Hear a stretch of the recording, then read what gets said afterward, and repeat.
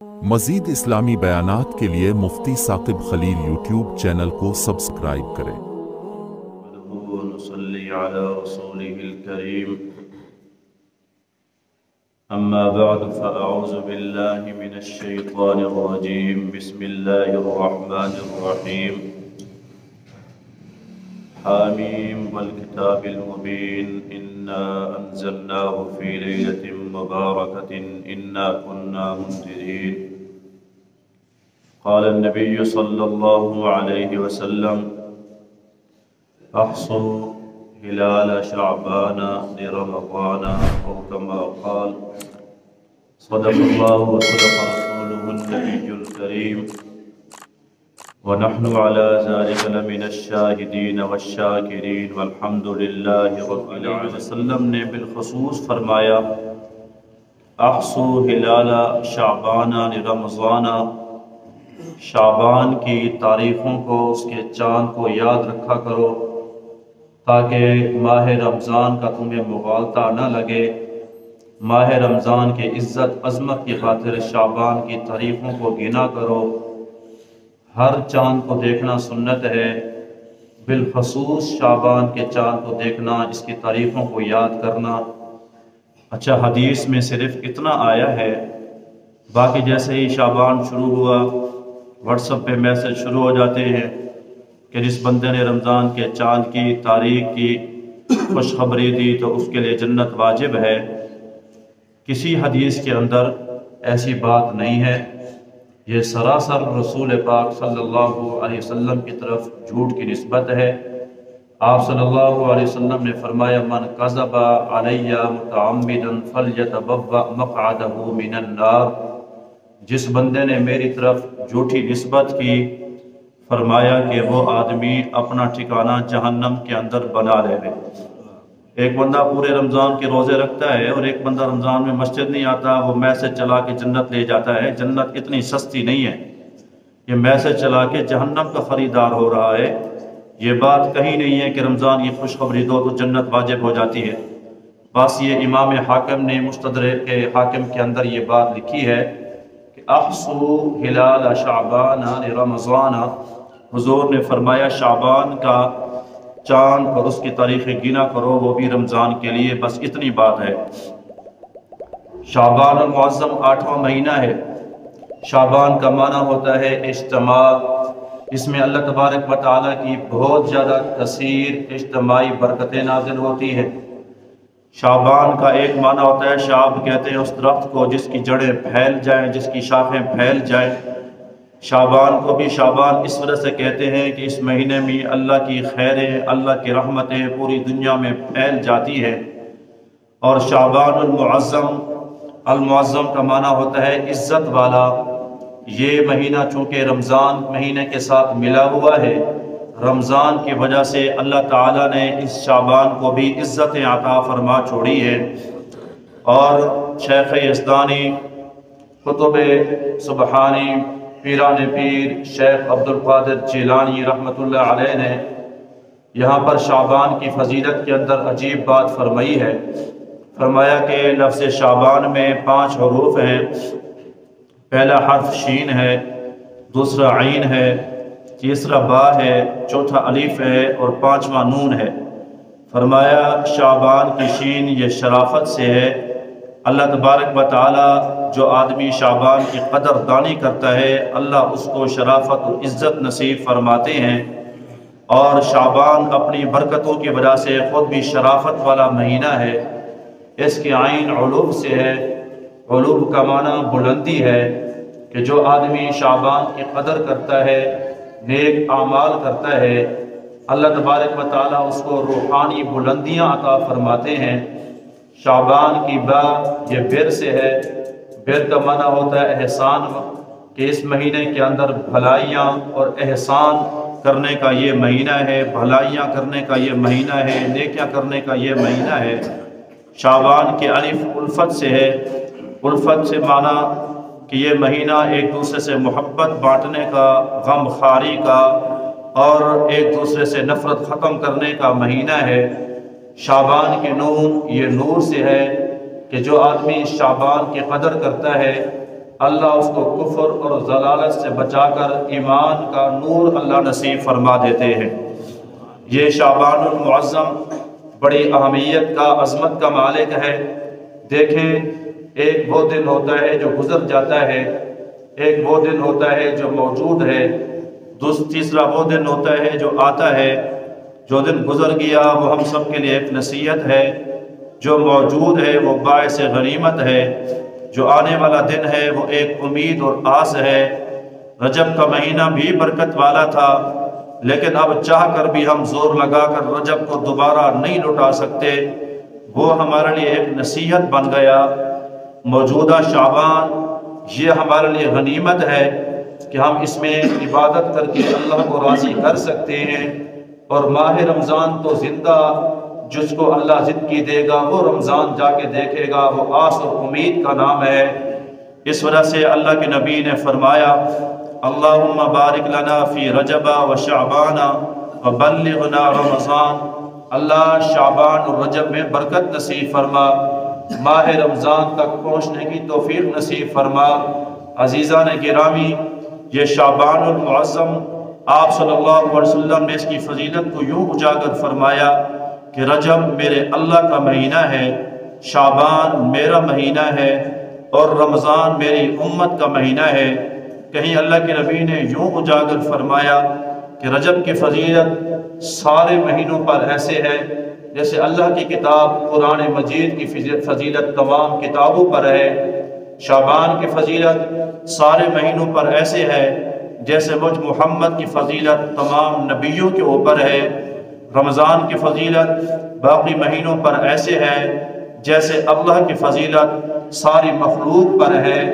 اللہ تبارک و تعالیٰ نے بالخصوص پھر اس میں اعمال کا بھی ذکر ہے کہ شعبان چونکہ حضور کا مہینہ ہے، اس کے اندر جو کثرت سے عمل کرنا ہے وہ درود والا عمل ہے، کیونکہ کچھ صحابہ کرام کی رائے یہ ہے، ان اللہ و ملائکتہ یصلون علی النبی یا ایھا الذین آمنوا صلوا علیہ وسلموا تسلیما۔ یہ جو آیات نازل ہوئی ہیں، یہ آیات اسی شعبان المعظم کے مہینے کے اندر ہی نازل ہوئی ہے۔ اللہ کے نبی نے فرمایا، ان اولا بیوم القیامت اکثرهم علی صلاۃ، جو آدمی میرے اوپر کثرت کے ساتھ درود پاک پڑھے گا، قیامت کے دن اللہ اس کو میرا قرب نصیب فرمائیں گے۔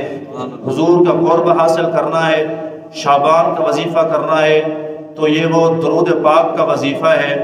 شعبان المعظم جب آتا تھا، سیدہ کائنات سیدہ اما عائشہ صدیقہ طاہرہ طیبہ رضی اللہ تعالی عنہ فرماتی ہیں، در منصور کے اندر یہ روایت موجود ہے کہ حضور اتنے روزے رکھتے تھے، اتنے روزے، ایسے لگتا تھا کہ حضور افطار نہیں کریں گے۔ میں نے پوچھ لیا صدیق کی بیٹی صدیقہ کائنات نے کہ اللہ کے نبی کیا بات ہے، آپ شعبان میں اتنی کثرت کے ساتھ روزے رکھتے ہیں؟ اللہ کے نبی نے فرمایا، عائشہ یہ شعبان وہ مہینہ ہے جس میں فرشتوں کو بالخصوص اسرائیل کو ان بندوں کے نام دیے جاتے ہیں جنہوں نے اس سال کے اندر انتقال کرنا ہوتا ہے۔ میں چاہتا ہوں کہ میرا نام اس حالت میں پیش ہو کہ میں محمد اللہ کے آگے روزے دار ہوں۔ اللہ کے نبی اتنی کثرت کے ساتھ روزے رکھا کرتے تھے کہ آپ صلی اللہ علیہ وسلم کے غالباً حضرت اسامہ بن زید رضی اللہ تعالی عنہ کی روایت ہے، مسند احمد کے اندر یہ روایت موجود ہے، نبی پاک صلی اللہ علیہ وسلم نے کثرت کے ساتھ روزے رکھے شعبان میں۔ اللہ کے نبی کے صحابی نے پوچھ لیا کہ حضور کیا بات ہے، آپ اتنی کثرت کے ساتھ روزے رکھتے ہیں؟ فرمایا کہ اس مہینے کے اندر اللہ کے بندوں کے اعمال اللہ کے ہاں پیش ہوتے ہیں۔ اللہ تبارک و تعالیٰ کو سارے بندوں کے سارے اعمال کا پتہ ہے، اللہ عالم الغیب والشہادہ ہے، لیکن فرشتوں کی ڈیوٹیاں ہیں کہ وہ اس سال کے پورے اعمال اللہ کے ہاں پیش کرتے ہیں۔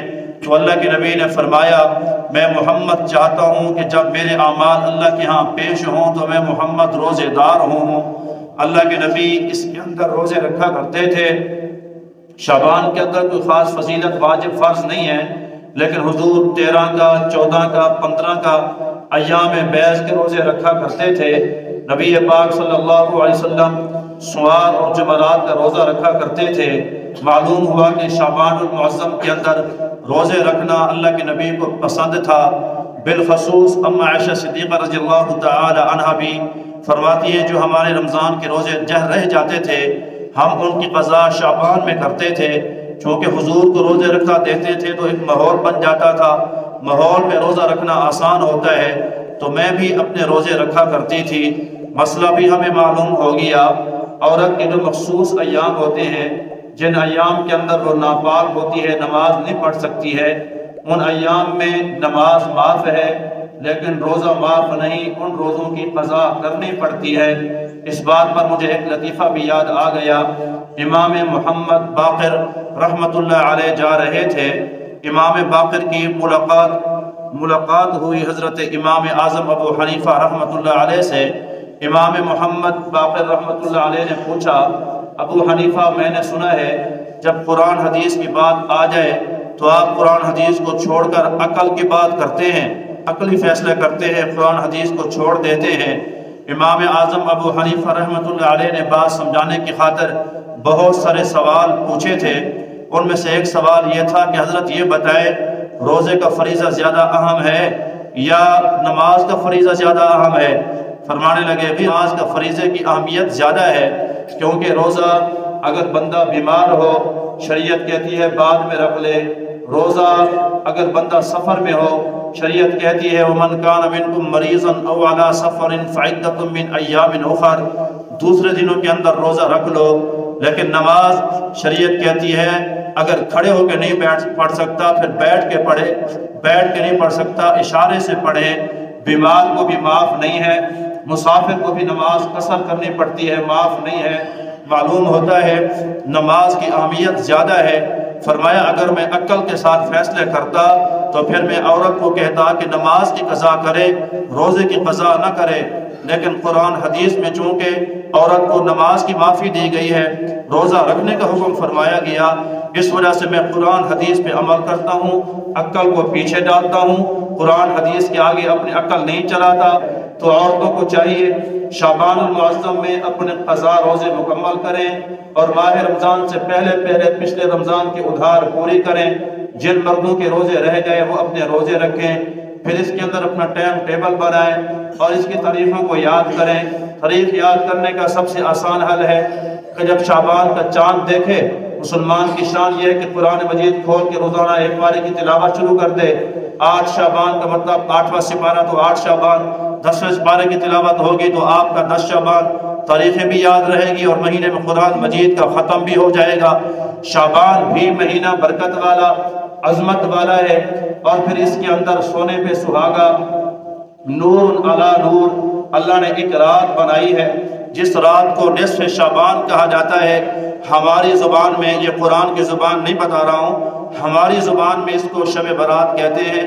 شب برات نہ قرآن میں آیا اس کا نام، نہ حدیث میں آیا اس کا نام، یہ ہماری زبان میں ہے۔ حدیث میں اس کو نصف شعبان کہتے ہیں، لیلۃ النصف کہتے ہیں، لیلۃ الصق کہتے ہیں، لیلہ مبارکہ کہا گیا۔ قرآن میں انا انزلناہ فی لیلۃ مبارکہ کہا گیا۔ میں آپ شب برات بھی کہتے ہیں۔ شب یہ فارسی کا لفظ ہے، برات یہ عربی کا لفظ ہے۔ شب کا معنی ہوتا ہے رات، کہتے جی اس نے شب خون مارا، شب روز محنت کی۔ برات کا معنی ہوتا ہے نجات، برات کا معنی ہوتا ہے آزادی۔ اس کو اس وجہ سے شب برات کہتے ہیں کہ اس کے اندر اللہ تبارک و تعالی لا تعداد بندوں کو جہنم سے آزاد کر کے جنت میں داخلہ نصیب فرماتے ہیں۔ اس کو لیلہ مبارکہ بھی کہا جاتا ہے۔ کچھ لوگ آپ نے دیکھا ہوگا یوٹیوب پہ بیٹھ جاتے ہیں، ویڈیوز بناتے ہیں اور کہتے ہیں جی نصف شعبان کی تو کوئی فضیلت نہیں، مولویوں نے گھڑ گھڑ کے امت کو خراب کر دیا ہے۔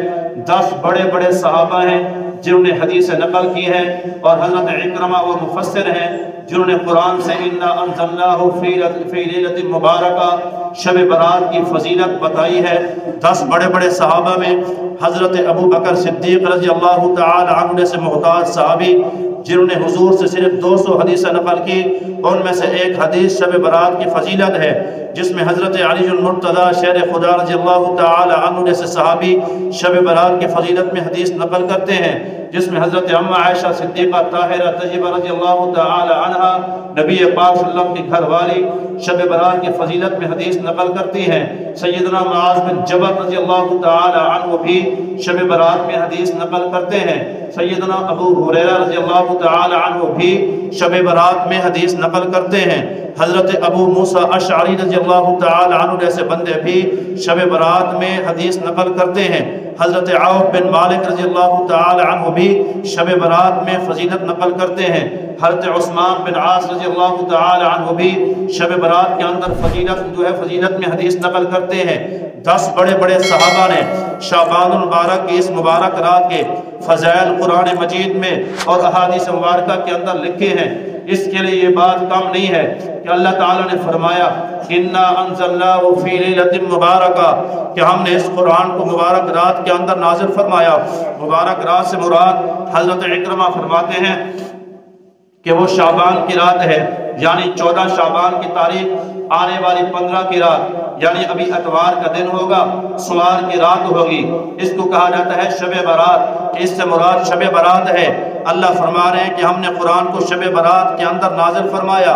آپ میں سے کوئی پڑھا لکھا بندہ کھڑا ہو جائے، کہا مولوی صاحب ہمیں آپ کی سمجھ نہیں آتی، جب رمضان آتا ہے تو آپ کہتے ہو اِنَّا أَنزَلْنَاهُ فِي لَيْلَةِ الْقَدْرِ، اللہ نے قرآن کو لیلۃ القدر کے اندر نازل فرمایا۔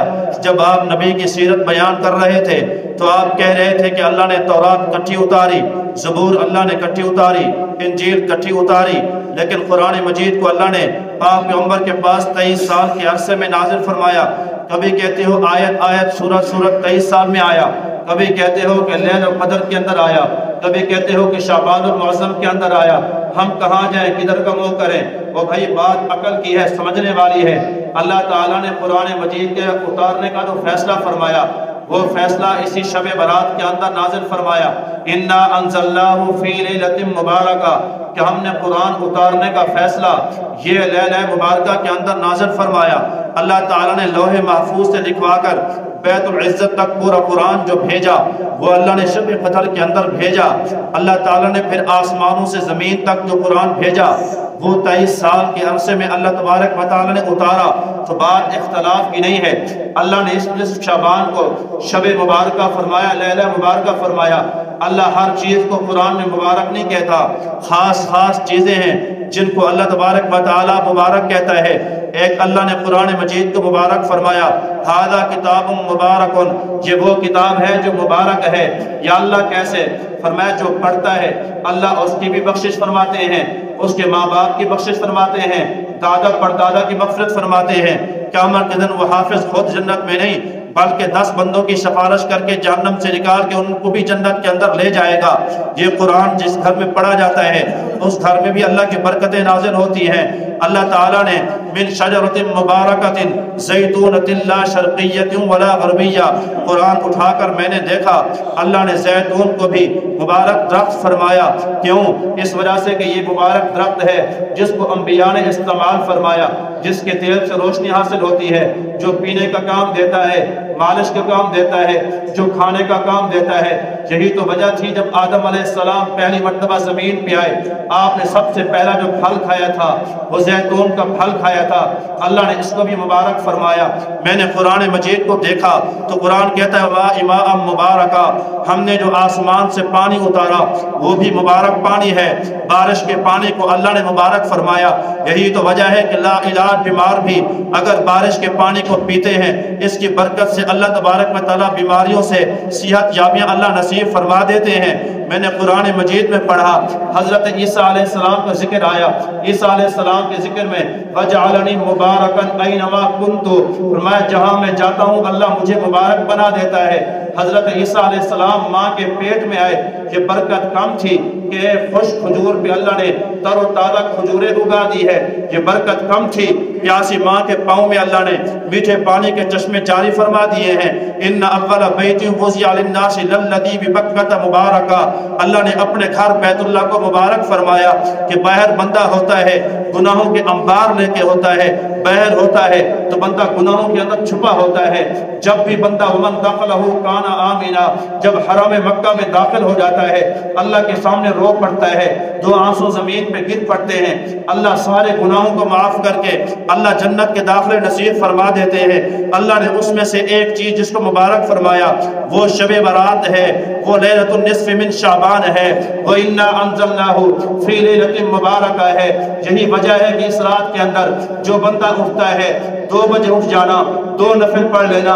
मुझसे एक बंदे ने कहा मौलवी साहब आप कहते हो कि मेरे पास अल्लाह का फ़ोन नंबर है, हमें अल्लाह से बात करनी है। मैंने कहा आ जाओ, मेरे पास अल्लाह का फ़ोन नंबर है, अल्लाह से बात करनी है तो 2 2 2 जैसे तुम 1 1 2 2 मिलाते हो ऐसे 2 2 2 3 मरतबा 2 ये अल्लाह का नंबर है। रात के 2 बजे उठना, रात को 2 नफिल पढ़ना, 2 आंसू गिरा देना। अल्लाह के खौफ से जिसके 2 आंसू गिरते हैं अल्लाह जिंदगी के सारे गुनाहों को माफ फरमा दिया करते हैं। अजीज़ान गिरामी, ये रात आ रही है निस्फ शाबान की, भी क्या करें, कौन सा अमल करें? हदीस में कोई अमल साबित नहीं, इतना है हुजूर ने फरमाया क़ूमू लैलहा वसूमू नहारहा, शाबान की रात को खड़े होकर इबादत करना और दिन को रोजा रखना। मुख्तसर सी बात है, वो भी घरों के अंदर जाग लेना। कुछ भी नहीं कर सकते तो उलमा ने फरमाया जो आदमी इशा की नमाज बाद जमात पढ़ता है, फिर फजर की नमाज बाद जमात पढ़ता है, अल्लाह पाक उसको भी निस्फ शाबान की पूरी रात जागने का सवाब नसीब फरमाते हैं। जिस रात में हुजूर ने फरमाया कि अल्लाह का अर्श आसमान दुनिया पे आ जाता है, अल्लाह का मुनादी पुकार रहा होता है मांगने वाला कोई जिसको अता करूं, है कोई रिज़्क़ का तलबगार जिसके लिए रिज़्क़ के दरवाजे खोल दूं, है कोई गुनाहों की बख्शिश चाहने वाला जिसको मैं माफ़ी के परवाने अता फरमाऊं। ये वो रात आ रही है जिसमें हुजूर ने फरमाया इस रात के अंदर जितना बनु कल्ब की बकरियां हैं उन बकरियों के ऊपर जितने बाल हैं अल्लाह उन बालों के बाकदर लोगों को जहन्नम से आज़ाद करके जन्नत के दाखिले नसीब फरमाते हैं। वो बदनसीब कौन है जिनकी इस रात के अंदर मग़फ़िरत नहीं होती? उनमें एक आदमी वो मुशरिक है, शिर्क जली, शिर्क खफी, रियाकार, जिसने अल्लाह की ज़ात और सिफ़ात में शरीक ठहराया। मुशरिक बंदा टकरे मार ले इसकी माफ़ी नहीं होती है। नंबर 2 तकब्बुर करने वाला, अपनी इज़ार, अपनी चादर, अपनी शलवार टखनों से नीचे रखने वाला। जिस गुनाह को तुम गुनाह नहीं समझते हो ये वो बड़ा गुनाह है जिसकी वजह से बंदा सारी रात भी इबादत करे उसकी इबादत कबूल नहीं होती है, बख्शिश नहीं होती है। अपनी शलवार हमेशा टखनों से ऊपर किया करो। उमर बिन खत्ताब की आखिरी सांसें थी, जिनकी मौत की कश्मकश में था, दूध पीते, शहद के शरबत पिलाते तो सारा पेट के जख्म से बहर आ जाता था। हकीमों ने कह दिया कि बचना मुश्किल है और ये जख्मी शेर मदीने की धरती पे जनाब बड़ा हुआ था। इस दौरान जो एक बंदा आया उसकी शलवार टखने से नीचे थी, फौरन अपना दुर्रा उठाया, ओ भाई मैं मरता हूँ मर जाऊं लेकिन मेरे जीते जी अपनी शलवार टखने से नीचे ना कर, ये ऊपर कर। फौरन टखने से शलवार ऊपर कराई। अजीजों, टखने से शलवार जो नीचे करता है जिस शबान में उसकी मग़फ़िरत नहीं होती है। कता रहमी करने वाला, इसकी पुप्पी के साथ बोल चाल नहीं, भाई के साथ बोल चाल नहीं, भाइयों के साथ बोल चाल नहीं, खाला के साथ बोल चाल नहीं। आकर तस्बीह थमा रहा है, कुरान पढ़ रहा है, शबान में आकर इबादत कर रहा है, टक्के का सवाब नहीं, तेरी बख्शिश नहीं होने वाली है। पाक पैगंबर का फरमान है। और कौन है? वालिदैन का नाफरमान, बदकिस्मत, बदनसीब इंसान जिसके माँ बाप हयात हैं, जन्नत कमाने का अल्लाह ने जरिया बनाया हुआ है, लेकिन माँ बाप की नाफरमानी। ये क्यों इतने गलत फैसले हो रहे हैं? क्यों हमारे ऊपर ज़लज़ले आ रहे हैं, सैलाब आ रहे हैं? क्यों ये महंगाई के तूफान हैं? उनमें से एक बात यह है कि हमने माँ बाप को नाराज कर रखा है। हुजूर ने फरमाया जब लोग दोस्तों को करीब करने लगे और बाप की बात को ना माने, बाप को दूर करने लगे, फिर इंतजार करना ज़लज़लों का, फिर जमीन हिलेगी और तुम दफन हो जाओगे। आज हम अपने दोस्त को होटल पे खाना खिलाते हैं, बाप भूखा सोया है, माँ भूखी सोई है, इसकी खबर नहीं होती। हज़रत मौलाना करीम बख्श साहब रहमतुल्लाह अलैह नव्वरल्लाहु मरक़दहु जामिया उमर बिन खत्ताब के मुहतमिम थे। किताब में लिखा है, फरमाया एक मेरा खास जमाती था, बहुत ज़्यादा करीबी था। एक दिन वो आया तो उसकी आंखों में आंसू थे, आंखें सूज चुकी थी। मुझसे पूछने लगा, मौलवी साहब क्या इस्लाम के अंदर किसी मजबूरी में खुदकुशी करना जायज़ है?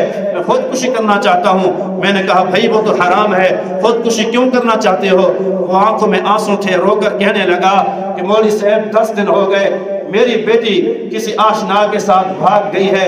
अब 10 दिन के बाद आज घर से बाहर निकला हूँ, इज्जत नीलाम हो गई, आंखें झुक गई हैं, अब जीने का मेरा कोई वो नहीं है। अब इजाजत दें तो मैं कहता हूँ जमीन फटे और मैं दफन हो जाऊं।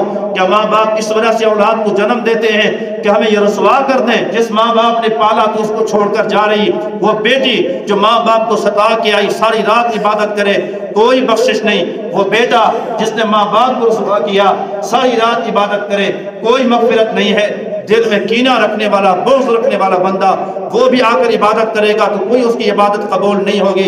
इसी तरह शराब का आदि, ज़ानी आदमी, ये 2 आदमी आए सारी रात टकरे मारने निस्फ़ शबान को, इनकी कोई मग़फ़िरत नहीं होती। मग़फ़िरत अल्लाह उसी को अता फरमाते हैं जो इन गुनाहों से पाक होता है। वो 2 नफिल भी पढ़ता है तो अल्लाह तबारक व तआला उसकी मग़फ़िरत के परवाने नसीब फरमाते हैं। कोशिश करेंगे इंशाअल्लाह।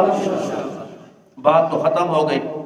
अब इस सारी गुफ्तगू में आपने तो नहीं सुना होगा कि मौलवी साहब ने कहा जो सहाबा कराम चिराग जला के, बत्तियाँ जला के, मोमबत्तियाँ जला के, टायर जला के गए थे और जाकर कब्रिस्तान में रख के आए थे। वो बेचारे तो आग से बचते हैं, तुम जाके आग उनके सर पे जला देते हो।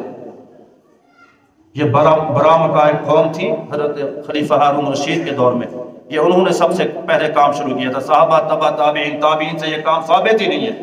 शब बारात को इस आतिशबाजी से बचना। नंबर 2, मैंने कहीं नहीं आपको बताया कि फलाने साहब ने हलवा पकाया और कहा ले जाओ। मौलवी साहब रोटी को ख़त्म करो, रूहें भटक रही हैं ताकि मिल जाएं। एक बंदे ने मुफ्ती तारिक मसूद साहब से अगले दिन मसला है, पूछा हजरत जुमेरात को सुना कि रूहें मिलती हैं। उसने कहा जी कब्रिस्तान के अंदर कैलेंडर होता ही नहीं है। आपने सुना है कि कैलेंडर होता है शाबान? उनको तो पता नहीं है कि जुमेरात एक निस्फ़ शाबान है। जब बंदा फौत हो जाए बदरूहों के अंदर शामिल, नेक रूहों के अंदर शामिल, तेरे ख़त्म का कोई इंतज़ार नहीं है। मालूम हुआ कि हमारे हलवा पकाना, ख़त्म दिलवाना भी मौलवी के पेट का मसला है। नंबर 3, और जी जमात करवा लो मौलवी साहब, क्यों सलात तस्बीह की जमात? ये कहीं साबित नहीं है। नफिल की नमाज की जमात नहीं हुआ करती है, ये औरतें घरों में जमात करा रही होती हैं। ये जमात नहीं है, अकेली आप पढ़ें, आपको सलात तस्बीह से कोई नहीं रोकता है। मौलवी साहब ये बेरी के पत्ते कहाँ से मिलेंगे? क्यों? वो जी पता नहीं मैयत मरने के बाद कोई नहलाए ना रहे। मौलवी साहब ने बताया किसी ने मोल वड़े, स्कूलों में मोल वड़े बता रही होती है कि बेरी के पत्ते गर्म करो फिर घर के अंदर गुस्ल कर लो, तुम्हारे गुनाह धुल जाते हैं। ये मरने के बाद होता है गुस्ल, बेरी के पत्तों से। मरने से पहले ये गुस्ल नहीं होता, किसी हदीस के अंदर नहीं है। ये सारी बिदात रसूमात हैं जो लोगों ने हमारे अंदर घुसेड़ दी हैं। शाबान की कदर करो, रोजे रखो, रात को इबादत करो, लेकिन ये सारी बिदात से बचोगे तब जाके इसका सवाब होगा। अल्लाह पाक मुझे आपको जो कुछ कहा सुना गया अमल पैरा होने की तौफीक नसीब फरमावे। व आखिर दावाना अल्हम्दुलिल्लाहि रब्बिल आलमीन।